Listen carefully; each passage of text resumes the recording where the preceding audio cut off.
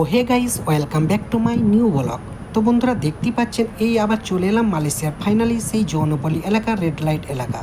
তো বন্ধুরা, আপনারা কেমন আছেন? আশা করি সবাই ভালো আছেন। তো বন্ধুরা, ভিডিওটা যদি আপনাদের ভালো লেগে থাকে একটি লাইক করে চ্যানেলটি সাবস্ক্রাইব করে আপনার বন্ধুদের কাছে ভিডিওটা বেশি বেশি করে শেয়ার করে দেবেন, কারণ আপনাদের একটা লাইক, একটা কমেন্ট, একটা শেয়ার আমাকে নতুন নতুন ভিডিও বানাতে উৎসাহ করে। তো বন্ধুরা, এই জায়গাগুলো খুবই খারাপ। যেসব ভাইরা মালয়েশিয়ায় নতুন কাজে আসবে তারা কখনো এইসব জায়গায় আসবে না, কারণ এইসব জায়গায় এলে মানে আপনার টাকা একটা দেশে পৌঁছাবে না। কারণ এরা মিষ্টি মিষ্টি কথা বলে আপনাকে রুমে নিয়ে যাবে মাসাজ করার নাম করে, তারপরে উল্টোপাল্টা কাজ করে আপনার কাছ থেকে যত টাকা থাকবে সব ছিনিয়ে নেবে। তো বন্ধুরা, এইসব জায়গাগুলো এরকমই হয়, পুরনো যারা তারাই সব জানে এগুলো। আর যেসব ভাইরা মালয়েশিয়া থেকে ভিডিওটা দেখছো প্লিজ কমেন্ট করে জানাবেন।